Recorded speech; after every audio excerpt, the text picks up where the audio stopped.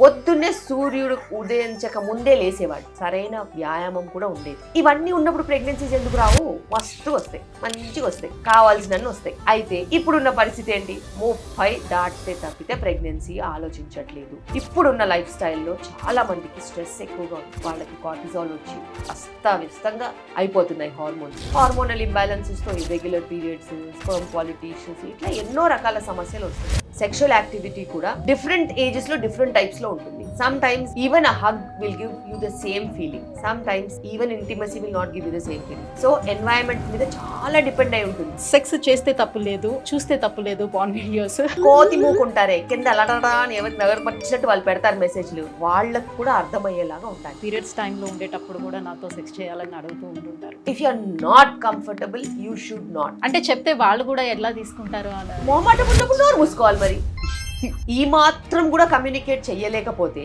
There is no use of long term relationship. గతంలో పెళ్ళైన తర్వాత వాళ్ళు వర్జినిటీని కోల్పోయేవారు, ఇప్పుడు చాలా ఫాస్ట్ గా ఉన్నారు.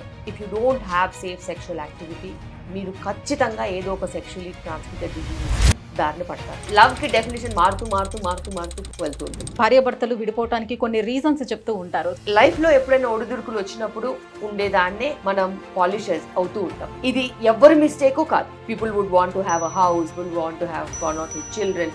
ఇవన్నీ మేనేజ్ చేస్తూ వెళ్ళినప్పుడు జనజీవన స్రవంతిలో కలిసి వెళ్ళిపోతున్నప్పుడు ఇలాంటి చాలా జరుగుతూ ఉంటాయి. పిల్లలు పుట్టారు కదా, అందుకే నేను లావుగా అయ్యాను అని చెప్తూ ఉంటారు. అసలు ఏ సంబంధం ఉంటుంది? బాగా తినేసి లావ్ అవడం తప్పితే వేరే ఏది లేదు. మదర్ ఇన్ లా అసలు వర్కే చేయనివ్వరు. ప్రేమ అనుకుంటారు, అది ప్రేమ కదా, పైసా. Coming to unwanted kids ma'am, committed relationships లో ఉన్న వాళ్ళకి ఇవి యూజ్ చేయడానికి హక్కు వీలు. పెయిన్ వస్తే ఈ పెయిన్ కామనే కదా అని భరిస్తే మార్నింగ్ కి 7 అయితే చావు బతుకుల్లో 5 grams 4 grams హిమోగ్లోబిన్ తో మా దగ్గరికి వస్తారు. వచ్చినప్పుడు మేము చేసే కష్టము ఎవరు రికగ్నైజ్ చేయరు. ప్రాణం పోతే డాక్టర్ వల్ల ప్రాణం పోయిందంటారు తప్పితే ఇలా మింగొచ్చింది అందుకే పోయిందని ఎవ్వరు చెప్పరు. Hi, welcome to healthy talks with Suji. Real అండి, ఈ టాక్ షోలో నిజంగా మనం మాట్లాడుకునే మాటలన్నీ కూడా చాలా హెల్దీగా ఉంటాయి. ప్రతి ఒక్కరికి యూజ్ అయినటువంటి టాపిక్స్ మనం మాట్లాడబోతున్నాం. సో ఇవాల్టి పాడ్కాస్ట్లో మనం సెక్స్ ఎడ్యుకేషన్ గురించి కానివ్వండి, లేదంటే ఈ పీరియడ్స్, అమ్మాయిలు ఎదుర్కొన్నటువంటి పీరియడ్స్ సమస్యల గురించి కానివ్వండి, అండ్ ఇన్ఫర్టిలిటీ సమస్యలు పెరగడానికి రీజన్స్ కానివ్వండి. సో ఇవన్నీ కూడా జనరల్గా ప్రతి ఒక్కరికి ఉన్నటువంటి డౌట్స్ ఏవైతే ఉంటాయో, కొంతమంది ఎవరైతే షేర్ చేసుకోలేకపోతూ ఉంటారో, సో అలాంటి ఇష్యూస్ అన్నీ కూడా ఈ పాడ్కాస్ట్లోనే మాట్లాడబోతున్నాం. సో ఇవన్నీ డిస్కస్ చేసేందుకు మనతో పాటు ఉన్నారు ఒక ఫేమస్ గైనకాలజిస్ట్, 2 తెలుగు రాష్ట్రాల్లోనే అసలు పరిచయమే అవసరం లేనటువంటి, అందరికీ సుపరిచితురాలైనటువంటి డాక్టర్ శిల్పి రెడ్డి గారు మనతో పాటు ఉన్నారు. మేడంతో మాట్లాడేద్దాం. Hello ma'am. Hello, how are you? Very good ma'am. First of all మీకు థ్యాంక్స్ చెప్పుకోవాలి, ఎందుకంటే మీ టైం చాలా ప్రీషియస్ ఐ నో. సో అయినా మీకున్న టైంలో మాకు ఈ టైం కేటాయించినందుకు thank you so much for that. Welcome. So first of all sex education గురించి మాట్లాడాలనుకుంటున్నాం మ్యామ్. సో దీని గురించి మాట్లాడేదానికన్నా బిఫోర్, సో నేను ఒకటి ఎక్స్పీరియన్స్ అయిన దాని గురించి చెప్తాను. సో ఒక గైనకాలజిస్ట్తో నేను ఆల్రెడీ ఒక సెక్స్ ఎడ్యుకేషన్ గురించి ఒక వీడియో చేశాం. సో వీడియోలో కింద కామెంట్స్ అన్నీ చూసేటప్పుడు చాలా వల్గర్గా వచ్చినాయి. సో వాట్ ఐ థాట్, అసలు సెక్స్ అనే మాటని అసలు యూజ్ చేయకూడదా? ఎడ్యుకేషన్ గురించి అసలు మాట్లాడకూడదా? సెక్స్ చేస్తే తప్పు లేదు, చూస్తే తప్పు లేదు, పాన్ వీడియోస్. సో మనకి సినిమాల్లోని ఈ రొమాన్స్ చూస్తే తప్పు లేదు. సో ఎడ్యుకేట్ చేయడంలో వచ్చే తప్పు ఏంటి అసలు? ఎందుకు మనుషుల ఆలోచన ధోరణి ఈ రకంగా ఉంది? సో సెక్స్ ఎడ్యుకేషన్ అనేది ఎంతవరకు అవసరం పిల్లలకి? తప్పకుండా ఇప్పుడున్న పిల్లలకైతే కరెక్ట్ సెక్స్ ఎడ్యుకేషన్ అనేది ఇంపార్టెంట్. ఎందుకంటే వాళ్ళకి తెలియనిది చాలా అన్వాంటెడ్ ఇన్ఫర్మేషన్ వాళ్ళ బ్రెయిన్లోకి, వాళ్ళ ఐస్లోకి, వాళ్ళ మొత్తం ఆలోచనలోకి వెళ్ళిపోతుంది. అలాంటప్పుడు ఒక ఎడ్యుకేషన్ ద్వారా రైట్ ఇన్ఫర్మేషన్ ఇచ్చే బాధ్యత అనేది రెస్పాన్సిబుల్ పీపుల్కి ఉండాలి. ఇప్పుడు దానికి స్పెషల్గా సైకాలజిస్టులు ఉంటారు, సెక్స్ ఎడ్యుకేటర్స్ ఉంటారు. సో వాళ్ళు దీన్ని సటిల్గా ఎలాగైతే మనం చెప్పగలుగుతామో, వాళ్ళకి అర్థమయ్యేలాగా ఎంత జాగ్రత్తగా వాళ్ళు ఉండాలో ఆ విధంగా ప్రొఫెషనల్గా చెప్తారు. సో అలాంటప్పుడు మనము ప్రొఫెషనలిజం అనేది నిజంగా ఏ ప్రొఫెషన్కైనా ఉండాలి. అలా మనం ప్రొఫెషనల్గా బిహేవ్ చేసినప్పుడు అవతల వాళ్ళకి కూడా చాలా పద్ధతిగా అర్థమవుతుంది. ఇలా పద్ధతిగా అర్థం చేసుకుంటేనే ఇవాళ రేపు ప్రాబ్లమ్స్ రాకుండా ఉంటాయి. వాళ్ళకి నచ్చినట్టు, వాళ్ళకి కనిపించినట్టు, వాళ్ళకి అవసరం ఉన్నట్టు అర్థం చేసుకుంటే రేపు మనకి ఎన్నో ప్రాబ్లమ్స్ రావచ్చు.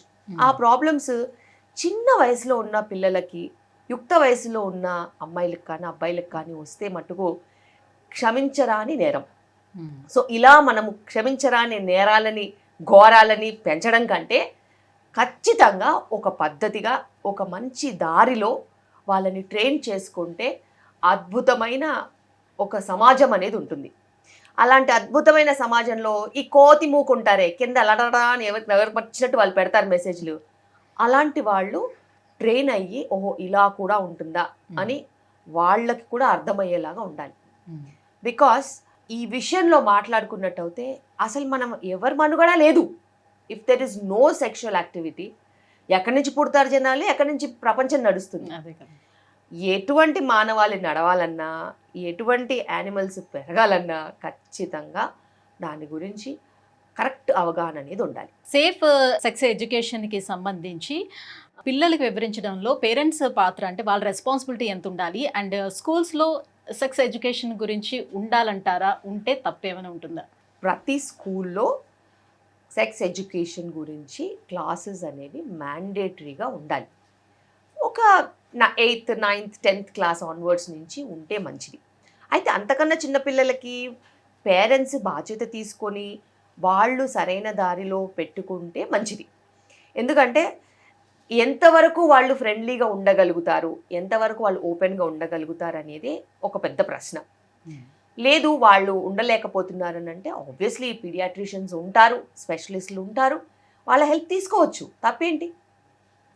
ఎనీ టైం రైట్ ఏజ్లో కనుక కరెక్ట్ అవగాహన అనేది ఉంటే మటుకు నిజంగా లాభపడు. టు బి ఫ్రాంక్ మాట్లాడుకోవాలి అని అంటే గతంలో పెళ్ళయిన తర్వాత వాళ్ళు వర్జినిటీని కోల్పోయేవారు, బట్ ఇప్పుడు బిఫోర్ మ్యారేజే చాలా వరకు అందరూ చాలా ఫాస్ట్గా ఉన్నారు.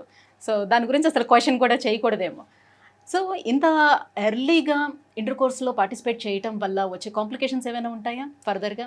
బేసిక్గా మనము అమ్మాయిలకైనా అబ్బాయిలకైనా కరెక్ట్ ఎడ్యుకేషన్ ఇవ్వగలుగుతాం.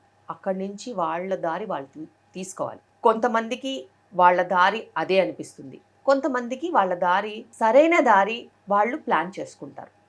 ఏదైతేనేమి ఇప్పుడు మ్యారేజెస్, కమిటెడ్ రిలేషన్షిప్స్కి టైం పడుతుంది. అది ఎడ్యుకేషన్ అయినా అయి ఉండొచ్చు, ప్రొఫెషనల్గా అయినా అయి ఉండొచ్చు, లేకపోతే వాళ్ళ చాయిసెస్ అయినా అయి ఉండొచ్చు.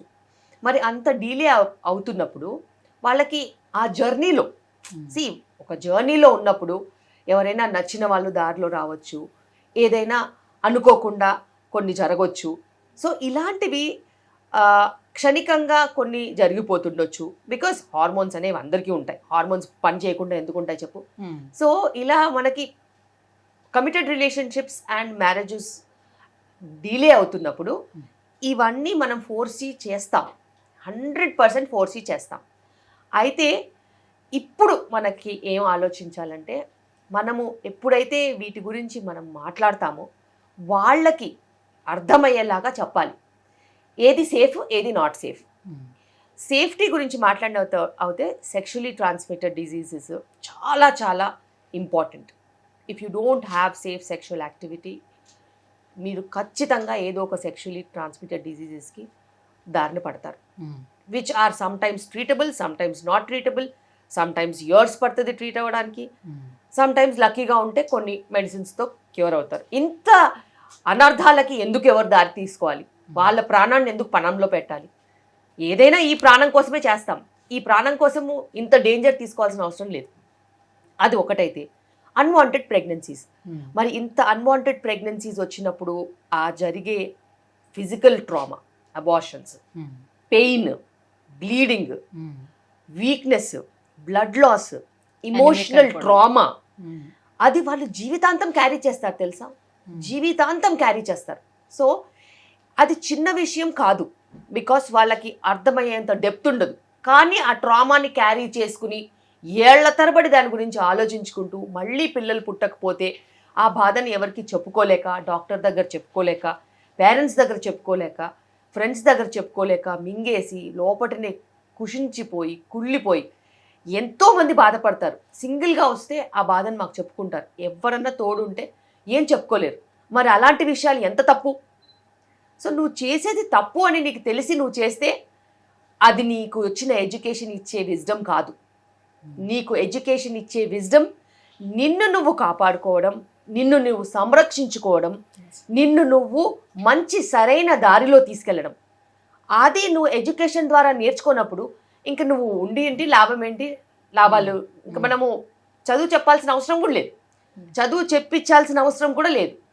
ఇంత చిన్న కామన్ సెన్స్ విషయాల్లో తప్పటడుగులు వేస్తే ఖచ్చితంగా వాళ్ళకి ముందు ముందు మనుగడకే మనకి ప్రాబ్లమ్స్ వచ్చే అవకాశాలు ఉంటాయి. అంటే అమ్మాయిలు మాట్లాడుకునేటప్పుడు చెప్పుకునే విషయాలు ఉంటాయి కదా కొన్ని. So girl talks. సో దాంట్లో బేసిక్ గా ఓరల్ సెక్స్ గురించి వాళ్ళ పార్ట్నర్స్ ఎక్కువగా ఫోర్స్ చేయడం జరుగుతూ ఉంటుంది. అసలు ఓరల్ సెక్స్ అనేది అసలు చెయ్యొచ్చా, చేస్తే ఎలాంటి కాంప్లికేషన్స్ ఫ్యూచర్ లో మనం ఎదుర్కోవాల్సి ఉంటుందా, సో ఓన్లీ ఉమెన్ ఎదుర్కొంటుందా లేకపోతే మేల్ కూడా ఇష్యూస్ ఏమైనా ఉంటాయా, అసలు చేయొచ్చా?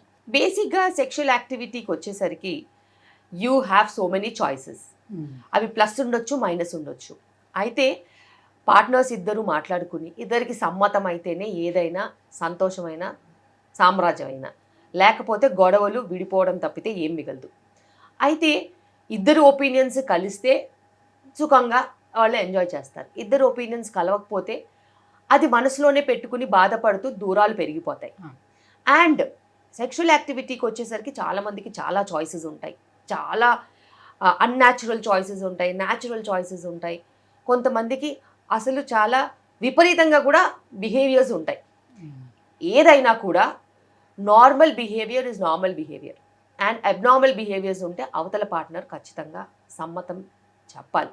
అదర్వైజ్ ఇవి లాంగ్ స్టాండింగ్ రిలేషన్షిప్స్కి దారి తీయవు. అండ్ మోస్ట్ లైక్లీ ట్రొమాటిక్ స్ప్లిటప్స్కి, ట్రొమాటిక్ ప్రాబ్లమ్స్కి దారి తీస్తాయి. అండ్ ఎక్స్ప్లోర్ చేయడం వేరు, అది నచ్చినా నచ్చకపోయినా బతకడం వేరు. మరి నీకు అంత చాయిసెస్ నువ్వు యాజ్ అన్ ఇండివిజువల్ ఉన్నప్పుడు నీకు నచ్చితే ఓకే, నచ్చకపోతే you should say no. And sexually transmitted diseases oral సెక్స్తో కూడా వచ్చే ఛాన్సెస్ ఉంటాయి. There are so many people who come with big big ulcers on the mouths and lesions. ఇవన్నీ కూడా వాటితో వచ్చినవి. అండ్ లాంగ్ టర్మ్ రిలేషన్షిప్స్లో there are so many safety aspects that we can be reassured. Single partner long term రిలేషన్షిప్స్లో ఉన్నప్పుడు వాళ్ళ understanding వేరు, వాళ్ళ హెల్త్ సెగ్మెంటే వేరు, వాళ్ళ పర్స్పెక్టివ్సే వేరు. కానీ ఇప్పుడున్న పరిస్థితిలో మనకి అలాంటి సిచ్యువేషన్స్ తక్కువ. బికాస్ పీపుల్ ఆర్ ఎక్స్ప్లోరింగ్లో చాలా ఎక్స్ప్లోర్ చేస్తూనే ఉంటారు. అలాంటప్పుడు ఇందులో సేఫ్టీ అనేది ఉండదు. జాగ్రత్తగా ఉండాల్సిన అవసరం అయితే ఉంది. రైట్, మీరు చెప్పినట్టుగా విపరీతాలు కూడా చాలా ఉంటాయి అని అన్నారు కదా. సో అందులో భాగంగానే కొంతమంది అడుగుతూ ఉంటారు, నా హస్బెండ్ నేను పీరియడ్స్ టైంలో ఉండేటప్పుడు కూడా నాతో సెక్స్ చేయాలని అడుగుతూ ఉంటుంటారు. సో ఈ దీనివల్ల నేను ఏమైనా ఎఫెక్ట్ అవుతానా అని. ఎవరికి ఏ ఎఫెక్ట్ అవ్వరు, బట్ కంఫర్ట్ అనేది కూడా చూసుకోవాలి కదా. See everybody is not having same symptoms. Okay, some people are very comfortable, some people have tremendous pain. So if you are comfortable, you can go ahead, there is nothing to stop you. If you are not comfortable, you should not, because it will increase your pain, agony, stress, and adi oka mental problem ki dari teestundi.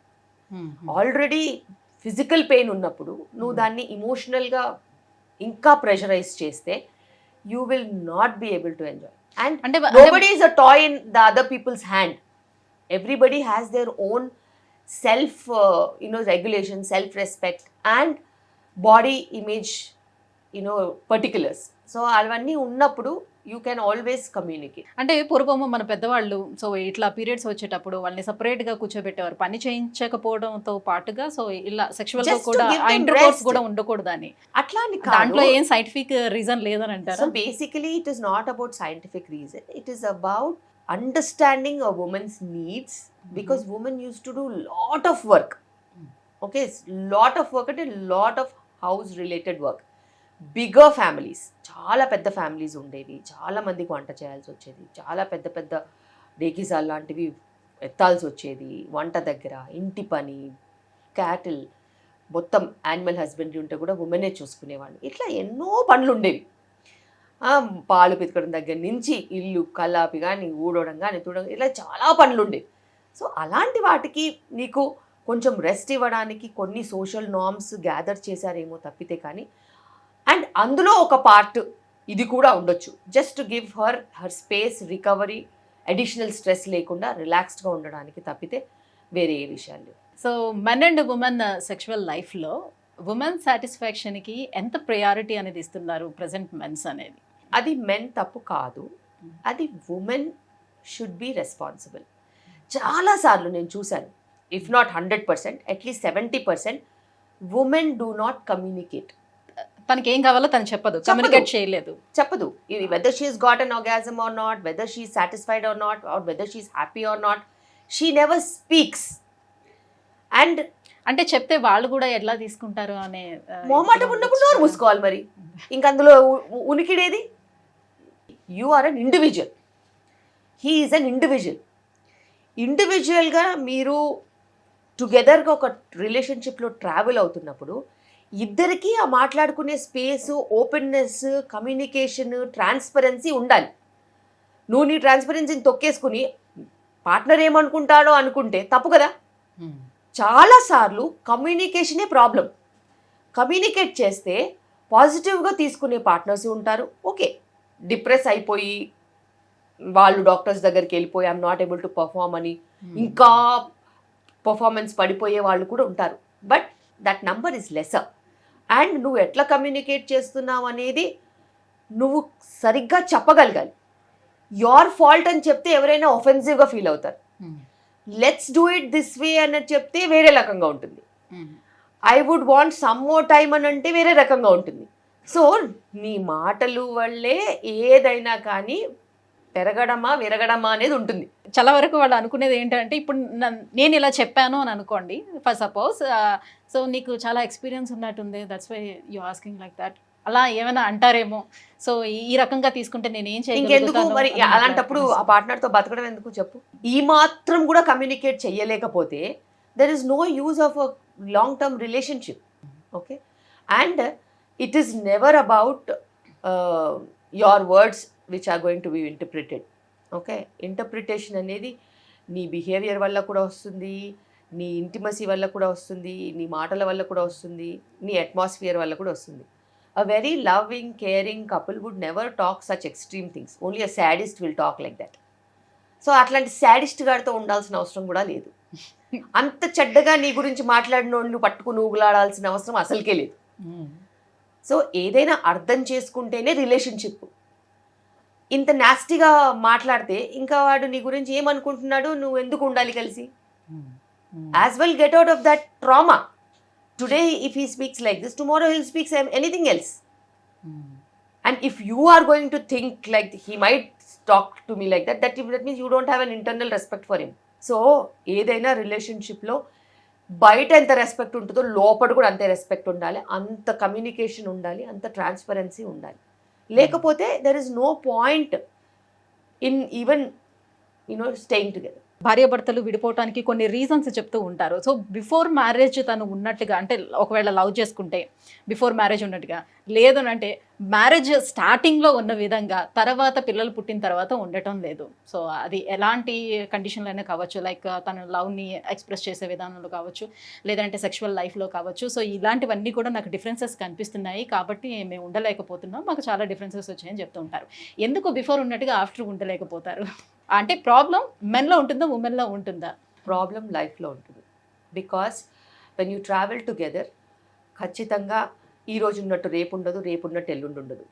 And లైఫ్లో ఎప్పుడు కష్టాలు నష్టాలు సుఖాలు వస్తూ పోతూ ఉంటాయి.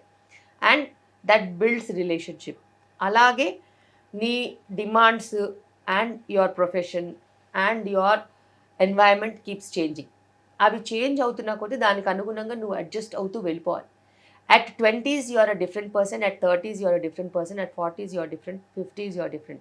Your body is different, yes. Your work is different, your professional engagements are different, your family is different, your responsibilities are different. So prioritize అయ్యేవి prioritize అవుతూ ఉంటాయి, prioritize లేని పక్కన పడుతూ ఉంటాయి.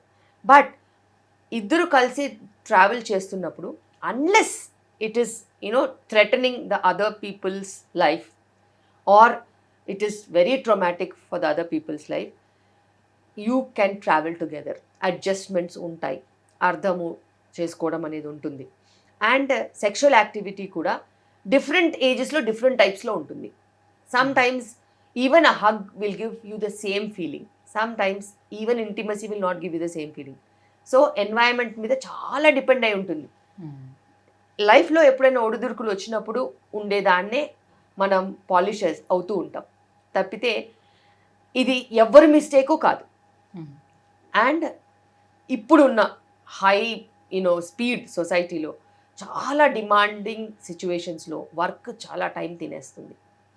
అండ్ వర్క్తో పాటు other things also are very very occupying, like your own commitments కానీ, యువర్ ఫైనాన్షియల్ గ్రోత్ కానీ, కెరియర్తో పాటు ఇంట్లో ఉన్న రెస్పాన్సిబిలిటీస్ కానీ, ఎక్స్పెక్టేషన్స్ కానీ.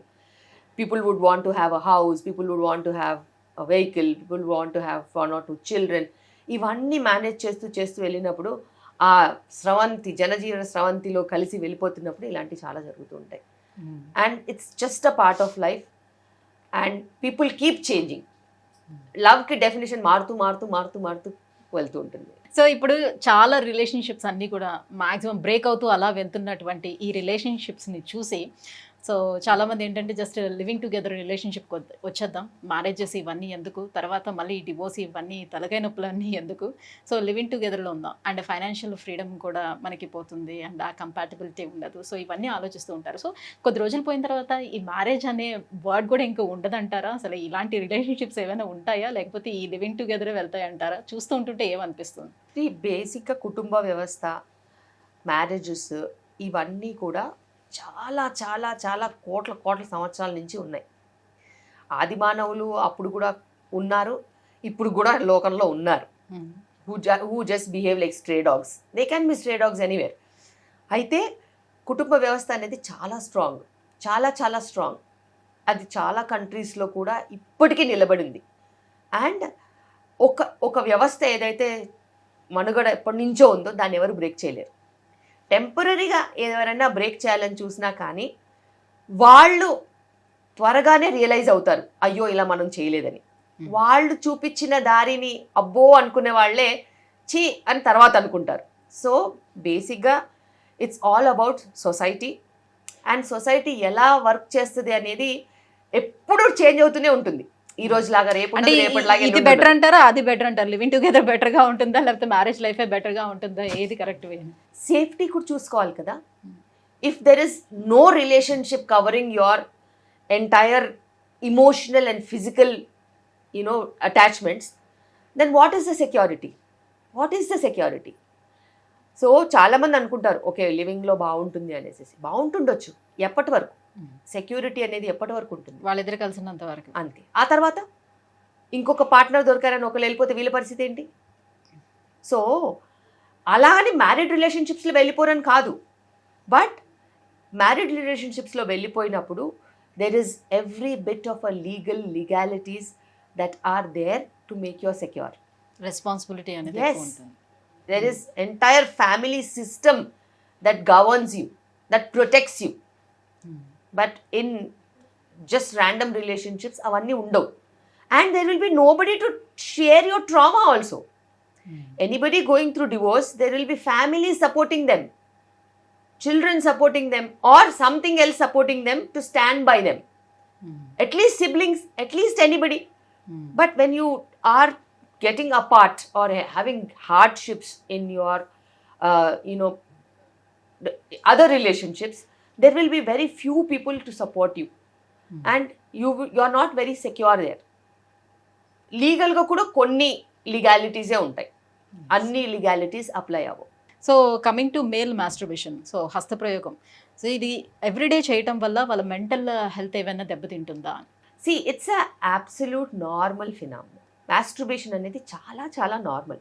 You cannot tell that it is abnormal unless and until people have forgotten the entire world and only doing that. That is not normal. That's abnormal. So నీ దినచర్యలు, నీ profession, నీ వర్క్ స్పేస్, నీ workout, నీ family life, నీ education, ఇవేమి disturb అవ్వట్లేదు once in a while you're doing it అంటే there is nothing wrong in it and it is absolutely normal and your hormones guide you and it is okay.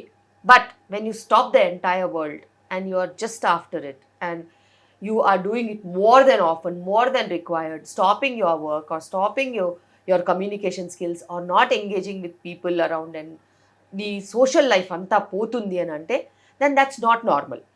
You need help and you have professional people to help you. So ఇంతకు ముందు అయితే మనకి కరెక్ట్గా ఒక age అనేది చూసి ఒక 18 years తర్వాత లేకపోతే 21 ఇయర్స్ తర్వాత ఎడ్యుకేషన్ అయిపోయిన వెంటనే మనకి మ్యారేజెస్ అనేది చేసేవాళ్ళు. సో పిల్లల్ని కూడా ఇమీడియట్గా ప్లాన్ చేసుకుని ఈ ప్రొసీజర్ ఉండేది. బట్ నవేడేస్ అందరూ కూడా కెరియర్ వైజ్గా వెళ్తున్నారు, ఆ ఓరియంటెడ్గా వెళ్తున్నారు కాబట్టి సో వాళ్ళంతా ఒక 35 అట్లా, అమ్మాయిలు కూడా అలానే ప్లాన్ చేసుకుంటూ వస్తున్నారు 30-35 అన్నప్పుడు. సో పిల్లల దగ్గరకు వచ్చేటప్పటికి ఈ కాంప్లికేషన్స్ నార్మల్ అయిపోయింది. సో గల్లీకి ఒక ఇన్ఫర్టిలిటీ సెంటర్స్ అనేది వస్తుంది. సో ఇది పెరుగుతున్న టైంలో ప్రాపర్గా నాకు పిల్లల్ని కావాలి ప్లాన్ చేసుకోవాలనుకునేటప్పుడు ఉన్నటువంటి ఆప్షన్స్ ఏంటి, ఎలా చేసుకోవాలి, దీని నుంచి ఏ రకంగా బయటపడవచ్చు? కుటుంబ వ్యవస్థ ఎప్పుడైనా కూడా చాలా పటిష్టంగా ఉండింది. So early marriages always better. Teenage marriages కాదు, ఎర్లీ మ్యారేజెస్ అంటే ద రైట్ ఏజ్ మ్యారేజెస్ చాలా బెటర్.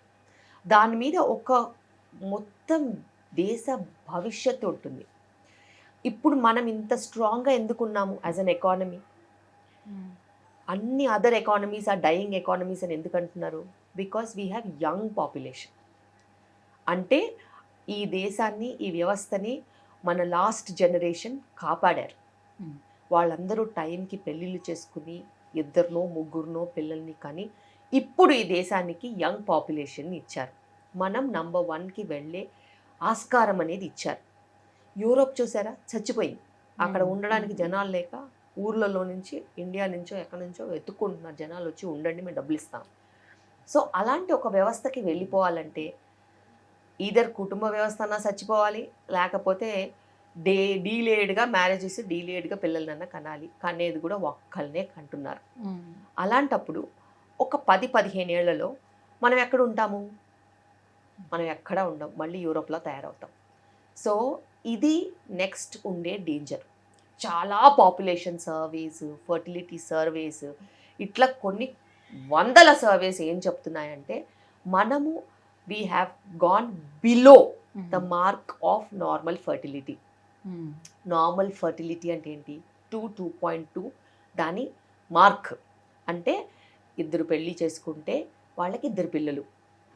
ఓకే, సో యావరేజ్గా 2.2 ఫర్టిలిటీ నంబర్. ఇప్పుడున్న పరిస్థితిలో అది 1.5 కంటే కూడా దిగువన ఉంది. ఎందుకు వచ్చింది ఆ పరిస్థితి? Because of one is late marriages, one is deciding late to have children, third is fertility problems, fourth is getting pregnant difficult, having miscarriages, obstetric problems రావడము. దాని తర్వాత another reason is పిల్లలు పుట్టాక కూడా వాళ్ళు చిన్న వయసులోనే చనిపోవడం. ఏది డెంగ్యూ అయినా అయ్యుండొచ్చు, మొన్న కోవిడ్కి చనిపోయినట్టు అట్లా ఎన్నో రీజన్స్ అయ్యుండొచ్చు. సో బర్త్ రేటు తగ్గుతుంది. ఎంత హెల్త్ ఇన్ఫ్రాస్ట్రక్చర్ ఉన్నా కూడా ఏదో ఒక పాండమిక్, ఎపిడమిక్ లాంటివి వచ్చి పిల్లల భవిష్యత్తుతో లాక్కుంటున్నాయి. సో ఇలా ఉన్నప్పుడు ఇంకా మనము లేట్గా మ్యారేజెస్ చేసుకున్నట్టు అయితే రీప్రొడక్టివ్ ఫంక్షన్కి స్కోప్ లేకుండా పోతుంది. Because there is pollution, there is so much of plastics that are microplastics. మనం వాడే సామాన్లో ఉన్న microplastics working on our fertility, air pollution, water pollution, your ఫుడ్లో ఉన్న pesticides, chemicals, additives, preservatives, colours, ఇలా ఎన్నో they are acting on our fertility. ఇంత male fertility problems, female fertility ప్రాబ్లమ్స్కి వెళ్ళిపోయి తర్వాత పిల్లలు కావాలంటే కష్టపడడం కంటే ఒక సరైన ఏజ్లో మ్యారేజ్ చేసుకుని prioritise child to career or career partially child to an extent. So ఇదేదో బ్యాలెన్స్ చేయాలి. దీన్ని వదలొద్దు, దానికి దీన్ని వదలొద్దు. బ్యాలెన్స్ చేస్తేనే అది నీ ఎడ్యుకేషన్ నీకు ఇచ్చే విజ్డమ్. కరెక్ట్ కదా? ఇప్పుడు చదువుకోని వాళ్ళు తప్పులు చేసి చదువుకున్న వాళ్ళు కూడా తప్పులు చేస్తే దాన్ని పాలిష్డ్ తప్పులన్నా తప్పే కదా. సో నువ్వు చదువుకున్నప్పుడు నీ చదువు నీకు ఏం నేర్పించాలి? అట్లీస్ట్ కుటుంబ వ్యవస్థని కాలరాయొద్దన్నా నేర్పించదు కదా. సో అది నీకు నేర్పించదు చదువు. నీ చదువు నీకేం నేర్పిస్తుంది? నువ్వు మంచిగా ఆలోచించి నీకు నువ్వు ఏమవ్వాలో ఒక మంచి సంకల్పం తీసుకుని దాన్ని నెరవేర్చుకోవాలని చెప్తుంది. అందులో నీకు కుటుంబం లేదు, పెళ్ళిళ్ళు లేవు, పిల్లలు లేరు అని అంటే అది నీ ఇష్టం. తర్వాత ఎప్పుడైనా వాళ్ళు నాకు ఇప్పుడు పిల్లలు కావాలి 45 ఏళ్ళ కంటే కుదరదు. డోనర్ ఎగ్ డోనర్ స్పర్మే చెప్తారు మరి ఫర్టిలిటీ వాళ్ళు. ఫీమేల్లో ఎగ్ క్వాలిటీ తగ్గిపోవడం కానీ మేల్లోని స్పర్మ్ క్వాలిటీ తగ్గిపోవడానికి కానీ కేవలం ఏజ్ ఫ్యాక్టర్ అనేది రోల్ ప్లే చేస్తుందా, లేదు అంటే మనం తీసుకున్నటువంటి ఫుడ్ కూడా ఉందంటారా? లైఫ్ స్టైల్, మొత్తం లైఫ్ స్టైలే దానికి ఒక రీజన్ కింద మారింది. ఏజ్, ఏజ్ చాలా చాలా ఇంపార్టెంట్. 30+ వాళ్ళకి క్వాలిటీ తగ్గుతుంది, 35+ వాళ్ళకి బ్యాడ్ క్వాలిటీ ఉండే ఛాన్సెస్ చాలా హై ఉంటాయి. 40 తర్వాత ఆల్మోస్ట్ 80% ఆఫ్ ద టైం చాలా బ్యాడ్ క్వాలిటీ వస్తుంది ఎగ్స్ వరకు. స్పర్మ్ అంటారా, స్పర్మ్ కూడా ఏజ్కి కొంచెం రిలేషన్ ఉంటుంది, కానీ లైఫ్ స్టైల్కి మటుకు చాలా రిలేషన్షిప్ ఉంటుంది. Example alcohol, smoking, substance abuse, ఇవన్నీ కూడా ఎగ్ క్వాలిటీ, స్పర్మ్ క్వాలిటీని దెబ్బతీస్తాయి. వీటితో పాటు మనం యూస్ చేసే మైక్రో ప్లాస్టిక్స్, చాలా క్యాజువల్గా మనము వాటర్ బాటిల్స్లో నీళ్ళు తాగేసేసి పడేస్తూ ఉంటాము. ఆ ప్లాస్టిక్స్ కూడా లీచ్ అయిపోయి ఆ వాటర్లో ఉండి ఫర్టిలిటీ తగ్గిస్తున్నాయి. ఇలాగే మనం చెప్పుకుంటూ పోతే తినే ఆహారంలో కూడా చాలా పెస్టిసైడ్స్, కెమికల్స్, యాడిటివ్స్ కూడా ఉన్నాయి. ఇవన్నీ కూడా దాన్ని ఎక్కువగా ఇన్ఫ్లుయెన్స్ చేస్తున్నాయి. వీటితో పాటు మనము కోరి తెచ్చుకున్న కష్టాలు అంటాం కదా, ఎక్కువ టైం వర్క్ చేయడము, నైట్ అంతా కూర్చొని టీవీలు చూడడము, లేకపోతే సోషల్ మీడియా చూడడము, లేకపోతే నెట్ఫ్లిక్స్లు, అమెజాన్లు రన్లాగా ఒక కంటిన్యూస్ సిరీస్ మొత్తం నైట్ అంతా చూడడము, నిద్ర సరిగ్గా లేకపోవడము, స్ట్రెస్ తీసుకోవడము జాబ్లో, ఇవన్నీ కూడా ఫర్టిలిటీని ప్రతి యాంగిల్, ప్రతి కార్నర్ నుంచి ఇన్ఫ్లుయెన్స్ చేస్తున్నాయి. అండ్ ఇది ఓన్లీ ఆడవాళ్ళకి మగవాళ్ళకని కాకుండా ఇద్దరికి ఇవే ప్రాబ్లమ్స్ కామన్గా హిట్ చేయడం మూలాన చాలా ప్రాబ్లమ్స్ వస్తున్నాయి ప్రెగ్నెన్సీస్. సో గతంలో మనం చూసుకుంటే చాలా న్యాచురల్ ప్రెగ్నెన్సీసే ఎక్కువగా ఉండేవి, న్యాచురల్గా ప్రెగ్నెంట్ అయ్యేవారు. ప్రెగ్నెన్సీ వచ్చిన తర్వాత కూడా వాళ్ళు చక్కగా ఎలాంటి మెడిసిన్స్ లైక్ అలాంటివి ఏమి యూజ్ చేయకుండానే వాళ్ళ పనులు వాళ్ళు చక్కగా చేసుకునేవారు, డెలివరీ కూడా న్యాచురల్గా అయ్యేది. బట్ వెరాస్ ఇప్పుడు వచ్చేటప్పటికల్లా అసలు కన్సీవ్ అయ్యారని తెలిసిన దగ్గర నుంచి మెడిసిన్స్ అనేది స్టార్ట్ అయిపోతుంది డెలివరీ వరకు. ఎందుకు ఇట్లా? ఎందుకంటే స్టార్టింగ్ మీరు అన్నట్టు యంగ్ పాపులేషన్ ఉండేది. యంగ్ పాపులేషన్కి ఎటువంటి హెల్త్ ప్రాబ్లమ్స్ ఉండే ఛాన్సెస్ ఉండవు. లైక్ బీపీ అయినా, షుగర్ అయినా, స్థూలకాయ సమస్యలు అయినా ఏవి ఉండవు వాళ్ళకి. 18-20 years ఓ 40 kgs ఉండేవాళ్ళు అమ్మాయిలు అయితే.